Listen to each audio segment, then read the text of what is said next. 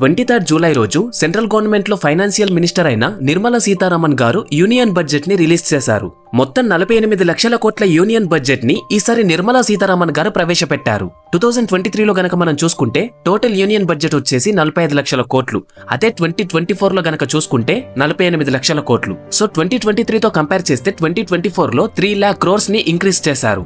ఈసారి రిలీజ్ చేసిన బడ్జెట్ వల్ల ఏ వస్తువులకు రేట్లు పెరుగుతాయి అండ్ ఏ వస్తువులకు తగ్గుతాయి అండ్ వేటిపైన ట్యాక్సెస్ ని పెంచారు అండ్ తగ్గించారు. ఈ బడ్జెట్ వల్ల మిడిల్ క్లాస్ కి ఏమైనా లాభం ఉందా లేదా, యాజ్ వెల్ యాజ్ ఆంధ్రప్రదేశ్ కి బీహార్ కి ఎందుకంత బడ్జెట్ ఇచ్చారు, ఇలా ట్యాక్సెస్ పెంచడం వల్ల ఎవరికి లాభం ఉంది అండ్ ఈ ట్యాక్సెస్ వల్ల బ్లాక్ మనీ ఎలా క్రియేట్ అవుతుంది, ఈ క్వశ్చన్స్ అన్నిటికీ ఆన్సర్స్ ఇంక్లూడ్ చేసి ఈ 2024 బడ్జెట్ ని ఎక్కడ ఎలా యూజ్ చేస్తారో మీకు అర్థమయ్యే విధంగా ఈ వీడియోలో చెప్తాను, వినండి. సో వీడియో లాస్ట్ వరకు చూడండి, చాలా ఇంట్రెస్టింగ్ గా ఉంటుంది. Let's get in to the video. ముఖ్యంగా ఈసారి గవర్నమెంట్ రిలీజ్ చేసిన బడ్జెట్ ని టోటల్ గా 4 ఏరియాస్ లో యూజ్ చేయబోతున్నారు.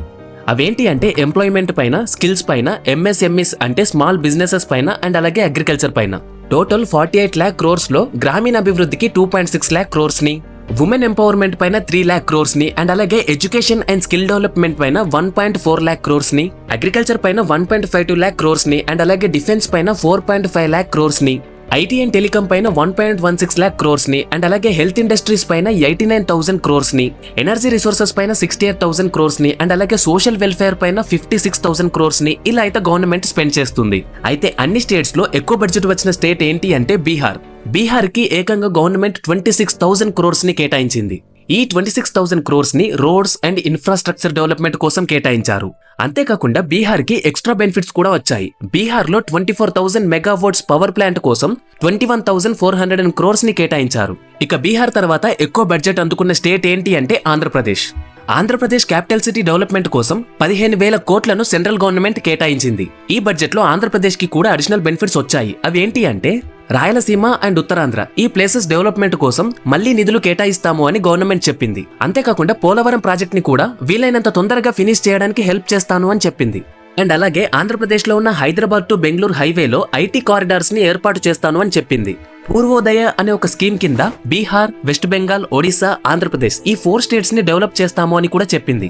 తెలంగాణతో కంపేర్ చేస్తే ఏపీకే ఎక్కువ బడ్జెట్ వచ్చింది. ఈసారి తెలంగాణలో బీజేపీకి ఎంపీ ఎలక్షన్స్ లో 16కి 8 సీట్స్ వచ్చాయి.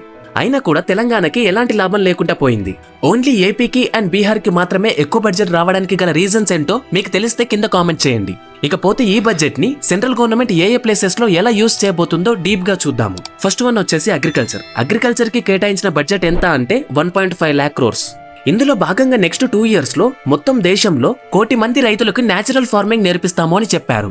అండ్ వీళ్ళు నేర్చుకున్నందుకు వాళ్ళకి సర్టిఫికెట్ కూడా ఇస్తారంట. అండ్ అనదర్ వన్ వచ్చేసి ష్రింప్ ప్రొడక్షన్ అండ్ ఎక్స్పోర్ట్స్. అంటే చేపలు అండ్ రొయ్యల చెరువులున్న రైతులకి చేపలు పెంచడానికి అండ్ వాటిని అమ్మడానికి గవర్నమెంటే హెల్ప్ చేస్తుంది. ఎలా అంటే చేపలకు ఫుడ్ ఉంటుంది, దానిపైన గతంలో 15% ట్యాక్స్ ఉంటే ఇప్పుడు మాత్రం దాన్ని 5% గా తీసుకొచ్చారు. అండ్ సెకండ్ వన్ వచ్చేసి ఎంప్లాయ్మెంట్ అండ్ స్కిల్ డెవలప్మెంట్. ఈ సెక్టార్ లో ఎవరైతే కొత్తగా జాబ్ తెచ్చుకుంటారో వాళ్ళకి గవర్నమెంట్ ఫస్ట్ మంత్ 15,000 వేజెస్ ఇస్తుంది. అండ్ ఆ 15,000 3 ఇన్స్టాల్మెంట్స్ లో ఎంప్లాయ్ అకౌంట్ లో పడతాయి. అలాగే మ్యానుఫ్యాక్చరింగ్ సెక్టర్ లో కూడా జాబ్స్ క్రియేట్ చేయడానికి హెల్ప్ అయ్యేలా జాబ్ ఇచ్చే వాళ్లకు అండ్ జాబ్ చేసే వాళ్లకు వీళ్ళిద్దరికి ఖర్చులకు ఇన్సెంటివ్స్ ఇస్తామని గవర్నమెంట్ చెప్పింది. దీనివల్ల 30 lakh యూత్ కి హెల్ప్ అవుతుందంట. ఇక స్కిల్ డెవలప్మెంట్ విషయానికి వస్తే స్కిల్ డెవలప్మెంట్ కోసం 1.48 lakh crores ని గవర్నమెంట్ కేటాయించింది. ఇందులో వచ్చేసి 5 years లో 20 లక్షల మంది యూత్ కి స్కిల్స్ నేర్పిస్తారంట. అండ్ అలాగే 1000 ఇండస్ట్రీస్ ని ఇండస్ట్రియల్ ట్రైనింగ్ కోసం అప్గ్రేడ్ చేయనున్నారు. ఇందులో డిజైన్ చేసే కోర్సెస్ కూడా ఇండస్ట్రీస్ కి యూజ్ అయ్యే విధంగా డిజైన్ చేయబోతున్నారు. ఇంతేకాకుండా ఎవరైతే స్టూడెంట్స్ కి ఎడ్యుకేషన్ లోన్ అవసరం ఉంటుందో వాళ్ళకి ఒక్కరికి 10 లక్షల చొప్పున లోన్ ఇవ్వనున్నారు. స్టూడెంట్స్ కి టోటల్ గా 500 కంపెనీస్ లో ఇంటర్న్షిప్స్ ప్రొవైడ్ చేసి ఒక్కరికి 5,000 సాలరీ ఇస్తారు. అండ్ థర్డ్ వన్ వచ్చేసి human resources development and social justice. ఇందులో భాగంగా ఉమెన్ ఎంపవర్మెంట్ అంటే ఆడవాళ్ళకి బెనిఫిట్స్ కోసం 3 lakhs crores ని యూజ్ చేయనున్నారు. ప్రధాన్ మంత్రి జనజాతీయ ఉన్నత్ గ్రామ్ యోజన కింద ట్రైబల్స్ నివసిస్తున్న 63,000 విలేజెస్ కి బడ్జెట్ లో ఉన్న మనీని యూజ్ చేయబోతున్నారు.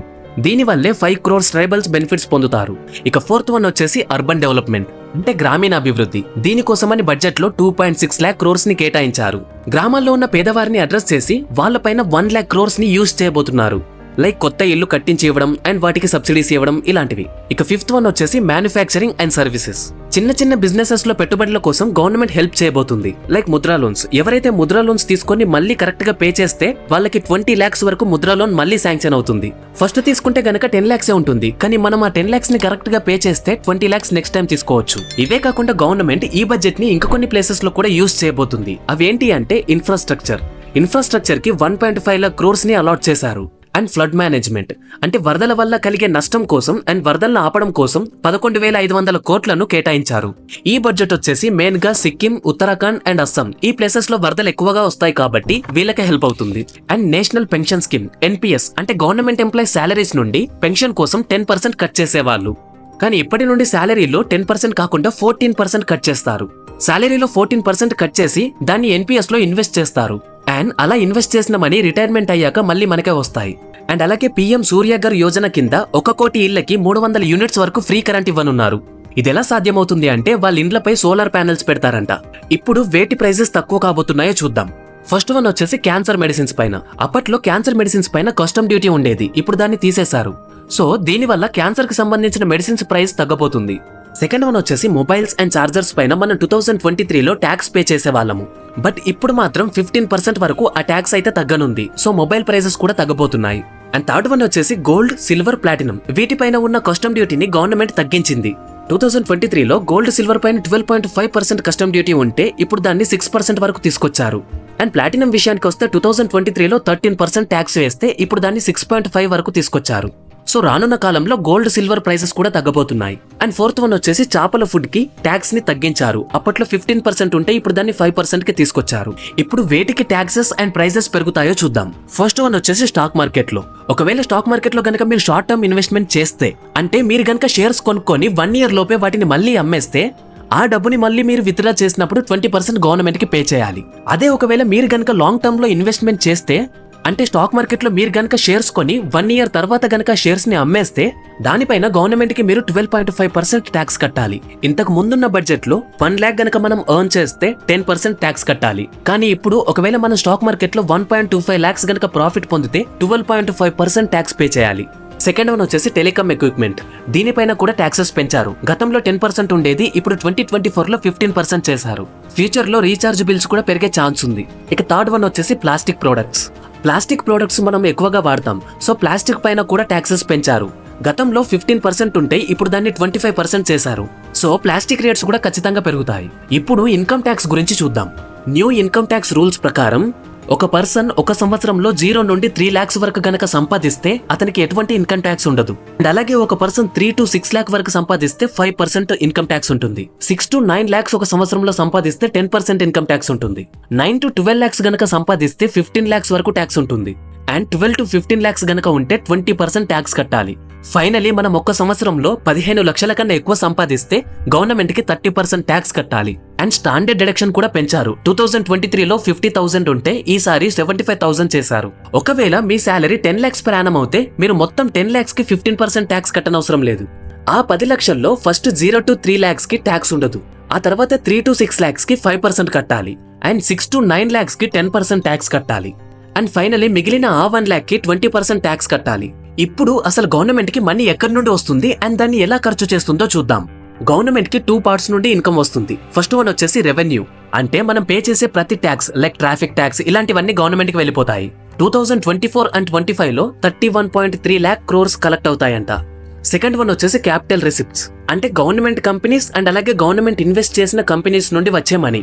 దీనిలో 2024 and 2025లో 16.9 lakhs వస్తాయంట. సో ఈ సంవత్సరం గవర్నమెంట్ కి 48.2 lakh crores వస్తాయి. ఇప్పుడు గవర్నమెంట్ ఎక్కడ ఖర్చు చేస్తుందో చూద్దాం. ఇందులో కూడా గవర్నమెంట్ 2 places లో ఖర్చు చేస్తుంది. ఫస్ట్ వన్ వచ్చేసి రెవెన్యూ ఎక్స్పెండిచర్, అంటే సాలరీస్, పెన్షన్స్ ఇవి. దీనికోసం 2024లో గవర్నమెంట్ 37 లక్షల వరకు ఖర్చు చేయబోతుంది. ఇందులో సెకండ్ వన్ వచ్చేసి ఎఫెక్టివ్ క్యాపిటల్, అంటే ఇన్ఫ్రాస్ట్రక్చర్ పైన ఖర్చు చేయడం లైక్ రోడ్స్ వీటిపైన. 2024-25 ఈ 2 years లో 15 లక్షల కోట్లు దీనిపైన ఖర్చు చేయబోతుంది. ఇప్పుడు ఈ బడ్జెట్ వల్ల ఎవరికి ఎక్కువ లాభం ఉంది, ఎవరికి ఎక్కువ నష్టం ఉందో చూద్దాం. గవర్నమెంట్ రిలీజ్ చేసిన బడ్జెట్ వల్ల లాభం పొందేది rich people and poor people మాత్రమే. మిడిల్ క్లాస్ వాళ్ళకి లాభం కన్నా నష్టమే ఎక్కువగా ఉంది. గవర్నమెంట్ మళ్ళీ మిడిల్ క్లాస్ వాళ్ళకి మిడిల్ ఫింగర్ చూపించింది. ఎలా అంటారా? గోల్డ్, సిల్వర్, ప్లాటినం మొబైల్స్ ఇవి ఎక్కువగా తీసుకునేది రిచ్ పీపులే. వీటిపైన మాత్రమే ట్యాక్సులు తగ్గించారు. సో దాని వల్ల వీటి కాస్ట్ కూడా తగ్గిపోతుంది. అంతేకాకుండా ఒక పర్సన్ 15 lakhs కన్నా ఎంత ఎక్కువ ఎర్న్ చేసినా గానీ అతనికి 30% ట్యాక్స్ మాత్రమే ఉంటుంది. అదే ఒక మిడిల్ క్లాస్ పర్సన్ కి వచ్చేసరికి 10 lakhs ఎర్న్ చేస్తే 15% ట్యాక్స్ కట్టాలి. ఒకవేళ ఒక మిడిల్ క్లాస్ పర్సన్ వచ్చేసి స్టాక్ మార్కెట్ లో ఇన్వెస్ట్ చేద్దామని అనుకుంటే షార్ట్ టర్మ్ లో 20% ట్యాక్స్ పే చేయాలి అండ్ అలాగే లాంగ్ టర్మ్ లో 12.5% ట్యాక్స్ పే చేయాలి. అండ్ అలాగే ఒక మిడిల్ క్లాస్ పర్సన్ గనక ఒక ప్లాస్టిక్ వస్తువు కొనుక్కోవాలి అనుకుంటే దాని ట్యాక్స్ కూడా 15% నుండి 25% చేసేశారు. సో ఒక మిడిల్ క్లాస్ పర్సన్ కి ఎటువంటి లాభం లేదు. పూర్ పీపుల్ కు కూడా ఈ బడ్జెట్ వల్ల ఎటువంటి ప్రాబ్లం లేదు. ఎందుకంటే గవర్నమెంట్ చాలా స్కీమ్స్ పూర్ పీపుల్ కి ఇస్తుంది. Along with that free homes and అలాగే హోమ్స్ పైన సబ్సిడీస్ ఇటువంటివి కూడా ప్రొవైడ్ చేస్తుంది. సరే పోనీ వాటిని మనం తీసుకోవచ్చా అంటే అలా కూడా కుదరదు. ఎందుకంటే ఒకవేళ మన యాన్యువల్ ఇన్కమ్ గనక 5 lakhs కన్నా ఎక్కువగా ఉంటే ఆ స్కీమ్స్ ఏవి మనకు వర్తించవు అని చెప్తారు. సో దీన్ని బట్టి అర్థమైంది ఏంటి అంటే ఈ బడ్జెట్ వల్ల మిడిల్ క్లాస్ వాళ్ళకి ఎటువంటి లాభం లేదు. ట్యాక్స్ ఇంక్రీజ్ చేయడం వల్ల బ్లాక్ మనీ ఎలా పెరుగుతుంది అనే దానికోసం వీడియో కావాలి అంటే కింద కామెంట్ చేయండి. అండ్ అలాగే ఏపీకి మరియు బీహార్కి మాత్రమే ఎక్కువగా బడ్జెట్ ఇవ్వడానికి గల కారణాలు ఏమన్నా మీకు తెలిస్తే కింద కామెంట్ చేయండి.